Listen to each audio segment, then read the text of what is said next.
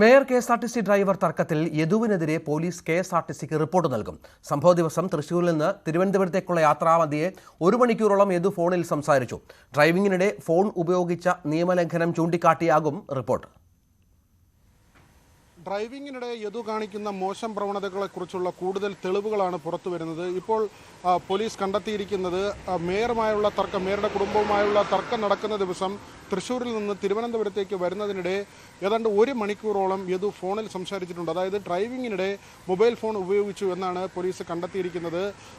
തൃശ്ശൂരിൽ നിന്ന് തിരുവനന്തപുരത്തേക്ക് വരുമ്പോൾ പരമാവധി 2 ഇടങ്ങളിലൊക്കെയാകും ഹാൾട്ട് ഉണ്ടാകുക.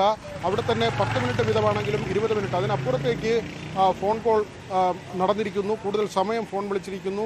ഇത് തന്നെ പല കോളുകളാണ്. അതായത് ഡ്രൈവിങ്ങിനിടയിൽ യദു ഫോൺ ഉപയോഗിച്ചിരിക്കുന്നു. അതും ഏതാണ്ട് 1 മണിക്കൂറിനടുത്ത് ഈ ഡ്രൈവിംഗ് സമയത്തിനിടയിൽ സംസാരിച്ചു എന്നത് ഗുരുതരമായ ഒരു കാര്യം തന്നെയാണ്. ഇതിൽ പോലീസിൻ്റെ നടപടിയായി പ്രത്യേകിച്ചില്ല.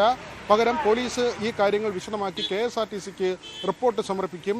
കെ.എസ്.ആർ.ടി.സിയുടെ ആഭ്യന്തര വിഭാഗത്തിൻ്റെ അന്വേഷണം ഇതിനകം തന്നെ പല കാര്യങ്ങളിലായി നടക്കുന്നുണ്ട്. നേരത്തെ ചലച്ചിത്ര താരം നൽകിയ പരാതിയുണ്ട്. അതിൽ യദു നിഷേധിച്ചിരുന്നു. തൃശ്ശൂർ വരെ പോകുന്ന താൻ എങ്ങനെയാണ് കുന്നംകുളത്ത് അപമര്യാദയായി പെരുമാറുന്നതെന്ന ചോദ്യമാണ് ഉന്നയിച്ചത്. എന്നാൽ കെ.എസ്.ആർ.ടി.സിയുടെ രേഖകൾ പുറത്തു വന്നപ്പോൾ ആ സമയത്ത് യദു തന്നെയാണ് ബസ് ഓടിച്ചിരുന്നതെന്ന് കണ്ടെത്തി.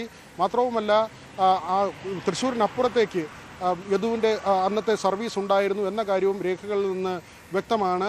ഈ തരത്തിൽ പല മൊഴികൾ മാറ്റിപ്പറയുകയും ചോദ്യങ്ങളിൽ നിന്ന് ഒഴിഞ്ഞു മാറുകയും അറിയില്ലെന്നോ മറന്നുപോയെന്നോ ഉള്ള മറുപടികൾ നൽകുകയും ചെയ്യുന്ന ഒരു രീതിയിലേക്കാണ് ഇത് പോയിട്ടുള്ളത്. അതേസമയം നേരത്തെ തന്നെ മറ്റൊരു അഭിഭാഷകൻ നൽകിയ ഹർജിയുടെ അടിസ്ഥാനത്തിൽ മജിസ്ട്രേറ്റ് കോടതി മേയർക്കും അതോടൊപ്പം തന്നെ ആ വാഹനത്തിലുണ്ടായിരുന്ന മറ്റുള്ളവർക്കുമെതിരെ കേസെടുക്കാൻ നിർദ്ദേശിച്ചിരുന്നു. ഇതിൻ്റെ അടിസ്ഥാനത്തിൽ കന്റോൺമെൻറ്റ് പോലീസ് MLA സച്ചിൻ ദേവ് അടക്കം 5 പേർക്കെതിരെ കേസെടുത്തിട്ടുണ്ട്. യദുവിൻ്റെ ഹർജി പിന്നീടാകും കോടതി പരിഗണിക്കുക. BV Vinod, news 18, Thiruvananthapuram.